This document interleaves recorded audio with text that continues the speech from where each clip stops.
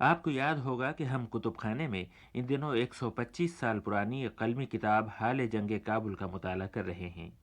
اس کتاب کے مصنف فدا حسین عرف نبی بخش ہیں، جو انگریزی فوج میں جمع دار تھے اور اس فوج میں شامل تھے جس نے 137 سال قبل بلوچستان کے راستے افغانستان پر حملہ کیا تھا۔ فدا حسین نے اپنے بھائی کی فرمائش پر افغانستان کے سفر کی یہ رودات لکھی تھی، جس کا ایک قلمی نسخہ یہاں لندن میں برٹش لائبریری میں محفوظ ہے۔ کتاب کا تعارف راشد اشرف کرا رہے ہیں۔ پہلی جنگ کابل کو انگریزوں کی تاریخ میں بڑی اہمیت حاصل ہے، لہٰذا اس جنگ کے متعلق 20 کتابیں لکھی گئیں اور اب تک لکھی جا رہی ہیں۔ لیکن ہم جس کتاب کا مطالعہ کر رہے ہیں وہ ان تمام کتابوں سے بالکل ہی مختلف ہے۔ حال جنگ کابل کی خاص بات یہ ہے کہ اس میں سید فدا حسین نے جو کچھ اپنی آنکھوں سے دیکھا وہ بھی لکھا، اور جو کچھ کانوں سے سنا وہ بھی جوں کا توں تحریر کر دیا۔ بلکہ حقیقت یہی ہے کہ یہ کتاب کانوں سنی باتوں سے بھری پڑی ہے۔ گزشتہ ہفتے ہم نے پڑھا تھا کہ 1839 میں انگریزی فوج درہ بولان سے گزر کر اور قندھار کو فتح کر کے غزنی پہنچی اور خوریز جنگ کے بعد غزنی پر قبضہ کر لیا۔ اس کے بعد یہ فوج کابل کی طرف بڑھی۔ امیر کابل دوست محمد خاں فوج کا مقابلہ کیے بغیر فرار ہو کر بلخ کی طرف چلے گئے اور 7 اگست کو انگریزی فوج کابل میں داخل ہو گئی۔ کابل کے متعلق فدا حسین لکھتے ہیں: شہر کابل دیکھنے سے معلوم ہوا کہ اللہ تعالیٰ نے زمین کے اوپر دوسرا بہشت بنایا ہے۔ ایک طرف شاہ باغ بہت بڑا اور ایک طرف روضہ جناب سید الشہداء شاہ مرداں علیہ السلام۔ روضے کے باہر مشرق کی طرف ایک پہاڑ ہے جس کے اندر اژدہا رہتا تھا۔ جناب حضرت امیر علیہ السلام نے ایک ہاتھ ذوالفقار کا مارا ہے کہ وہ پہاڑ 2 ٹکڑے ہوا کہ دراڑ پڑی ہے اور زیارت کرنے والا اس کے اندر گھستا ہے، اگر اصیل النسب ہوا تو اس کے اندر جاوے، وگرنہ دخل نہیں پاتا۔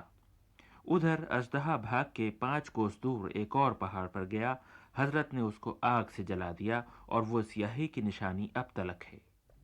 افغانستان میں یہ عقیدہ اب تک بہت عام ہے کہ حضرت علی وہاں تشریف لائے تھے، چنانچہ جگہ جگہ بل کھائی ہوئی پہاڑیوں کے جو سلسلے موجود ہیں ان کے بارے میں کچھ اس قسم کی داستانیں مشہور ہیں کہ یہ اژدہے تھے جنہیں حضرت علی نے مارا اور اللہ نے ان اژدہوں کو چٹانوں کی شکل میں تبدیل کر دیا۔ پتھریلے میدانوں میں پڑے ہوئے شگافوں کے بارے میں عقیدہ ہے کہ حضرت کی انگلیوں کے نشان ہیں، اور چٹانوں میں بنے ہوئے گول سوراخوں کے بارے میں کہا جاتا ہے کہ ان کے گھوڑے کے سم کے نشانات ہیں۔ حال جنگ کابل میں عوام کے ایسے عقیدوں کو جوں کا توں نقل کر دیا گیا ہے۔ آئیے اب آگے چلتے ہیں۔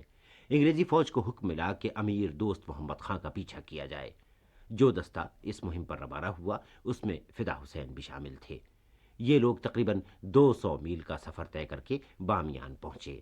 اس مقام کے متعلق فدا حسین لکھتے ہیں: بدھ بامیان بلخ کی طرف ایک بہت بڑا شہر ہے۔ بدھ بامیان اس کو اس واسطے کہتے ہیں کہ بیچ شہر کے 3 بت بلند ہیں اور قد ہر ایک کا 400 ہاتھ اونچا۔ ایک مرد کا بت ہے جس کا نام سلسال ہے اور عورت اس کی شاہ ماما، اور ایک لڑکے کا بت 72 ہاتھ کا کہ جناب امیر المومنین علیہ السلام کی ہیبت سے قبل از وقت اس کی ولادت ہوئی، اور بستی ایسی کہ درمیان پہاڑوں کے بھٹ بنا کے منہ ان بھٹوں کے گول رکھ کر ان کے اندر بڑی وسیع جگہ نکال کے دالان کوٹریاں اچھی اچھی کہ جس میں 500 آدمی کے رہنے کی گنجائش ہے، کہتے ہیں کہ دیووں نے اسے بنایا تھا۔ یہ تو تھا بامیان کے متعلق فدا حسین کا بیان۔ آئیے اب اس مقام کی اصل حقیقت پڑھیں۔ یہ بہت ہی قدیم شہر اس شاہ راہ پر واقع تھا جو بلخ کو ٹیکسلا سے ملاتی تھی۔ سن 300 اور 700 عیسوی کے درمیان یہاں بدھ مذہب کا زور تھا۔ یہاں گوتم بدھ کے 2 بڑے بڑے مجسمے اب تک موجود ہیں جنہیں اونچی چٹانوں کو تراش کر ان کے اندر بنایا گیا ہے۔ ان میں سے ایک بت 175 فٹ یا 53 میٹر اونچا اور دوسرا بت 120 فٹ یا 35 میٹر بلند ہے۔ پہلے بت کے بارے میں خیال ہے کہ یہ دنیا میں گوتم بدھ کا سب سے اونچا مجسمہ ہے۔ اب وہاں یہی 2 مجسمے ہیں، لیکن قدیم سیاحوں کا کہنا ہے کہ بامیان میں گوتم بدھ کا تیسرا اور چھوٹا مجسمہ بھی تھا جو ٹھوس سونے کا بنا ہوا تھا۔ تو کیا فدا حسین نے 1839 میں وہی مجسمہ دیکھا تھا؟ انہوں نے جن بھٹوں کا ذکر کیا ہے وہ دنیا بھر سے آنے والے بدھ ظاہرین کی رہائش گاہ تھی۔ فدا حسین نے اس کے بعد ہی چند میل کے فاصلے پر بند امیر بھی دیکھا تھا، جہاں اب کئی ساکت اور دلکش جھیلیں ہیں، مگر فدا حسین کہتے ہیں کہ انہوں نے طوفانی دریا دیکھا تھا۔ لیجئے انہی کی زبانیں سنیے۔ بامیان سے ہم لوگ بندے پریر دیکھنے گئے۔ دیکھا کہ دریا بہت پر کہ جس میں 360 دریاؤں کا پانی ایک جگہ ملا ہے۔ کشتی کا کیا مقدور کہ اس پار سے اس پار جاوے، اگر لکڑ ڈال دو تو وہ بھی 2 ٹکڑے ہو جاوے۔ لیکن جناب امیر علیہ السلام اس جگہ تشریف لائے تھے اور سامری بادشاہ سے فرمایا کہ اگر پل اس دریا کا ہم باندھ دیویں تو مسلمان ہو جا۔ اس نے اقرار کیا اور 14,000 غلام اس کے جو پل باندھتے تھے اور وہ نہیں بن سکتا تھا، ان سب کو کہہ دیا کہ تم یہاں سے جاؤ، یہ کام میرا ہے۔ اور ایک پہاڑ بڑا بقوت ولایت اٹھا کر کنارے دریا کے رکھا اور تھوڑے سے تفاوت سے دوسرا پہاڑ لا رکھا کہ نام اس کا بند پریر ہے اور دوسرے کا نام بند قیر مشہور ہے۔ سویم بند امیر، چہارم بند ذوالفقار کے 4 پہاڑ اٹھا کر ایک جگہ رکھ دیے ہیں اور ایک پہاڑ بہت بڑا ان کے اوپر رکھ دیا ہے کہ وہ پل ہو گیا ہے۔ پانی 107 دریا کا ان دروں میں سے جاتا ہے، اس کو بند پریر اور بند امیر کہتے ہیں۔ اور وہ جو 14,000 غلام آزاد ہوئے تھے، ان کی نسل قوم ہزارہ ہے کہ 200 کوس تک بستی ہے۔ اور سامری نے تمام خزانہ اپنا حضرت کی نظر کیا۔ اور اب آئیے کتاب کے سب سے دلچسپ حصے کی طرف چلتے ہیں۔ امیر دوست محمد خاں تو فرار ہو کر ازبک چلا گیا اور انگریزی فوج اس کا تعاقب ترک کر کے جلال آباد پہنچی۔ یہاں سے وہ علاقہ قریب ہے جسے پہلے کافرستان کہتے تھے اور اب اس کا نام نورستان ہے۔ یہی افغانستان کا سب سے زیادہ پر اسرار علاقہ ہے۔ اس کے بعض علاقوں میں عام لوگ اب تک نہیں پہنچ سکتے۔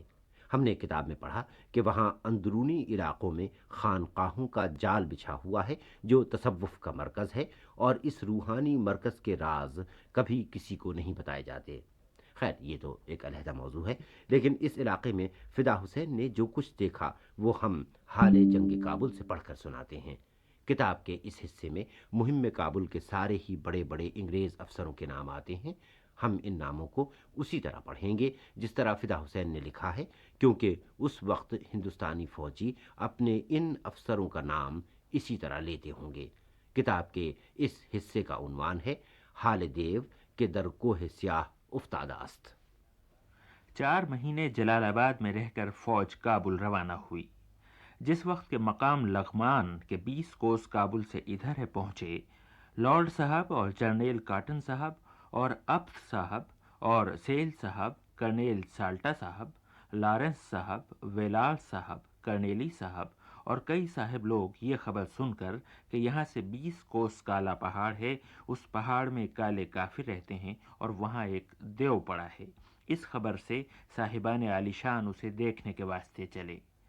50 سوار رسالہ دوسرے کے، ترک سوار اور ایک ترک اسکاٹ، اکاردلی لارڈ صاحب اور 4 کمپنی تلنگی کی ساتھ لیں۔ وہاں پہنچے اور دیکھا کہ ایک دیو زمین پر اوندھا اور 1 گز اونچا پڑا ہے اور اس کی پشت میں 2 زخم ہیں کہ ایک بوجھ گدھے کا روئی اس میں بھری جاتی ہے۔ لارڈ صاحب نے حکم دیا کہ اس کا قد ناپو۔ یہ عاجز اور شیخ فتح اللہ حوالہ نے گھوڑوں سے اتر کر ناپا۔ 26 ہاتھ کا طول قد اور 9 ہاتھ کا سینہ تھا۔ معلوم ہوا کہ حضرت علی علیہ السلام نے 7 بار اسے مسلمان کیا اور وہ کافر ہو گیا۔ آخر حضرت نے غصہ ہو کر 2 زخم ذوالفقار کے اس کی پیٹھ میں مارے اور فرمایا کہ جب امام مہدی پیدا ہوں گے اس کو مسلمان کریں گے۔ وہ ہر سال نوروز کے دن ہوشیار ہو کر اٹھ بیٹھتا ہے اور اس کے عیال و اطفال جو حاضر ہیں ان سے پوچھتا ہے کہ حاکم کدام است؟ وہ کہتے ہیں کہ امیر علیہ السلام۔ پھر زمین پر گر پڑتا ہے اور زخم اس کے پھٹ جاتے ہیں۔ 2 کوس تک اس کی اولاد پہاڑوں میں بستی ہے، لیکن وہ مسلمان ہیں، 5 وقت نماز پڑھتے ہیں اور یاد الہی کرتے ہیں، لیکن آدمی کے مار ڈالنے میں دریغ نہیں کرتے۔ یہ تماشا دیکھ کر ہم کابل کو چلے۔ یہ ہے اس دیو کا قصہ، لیکن اس کی حقیقت کسی کو معلوم نہیں۔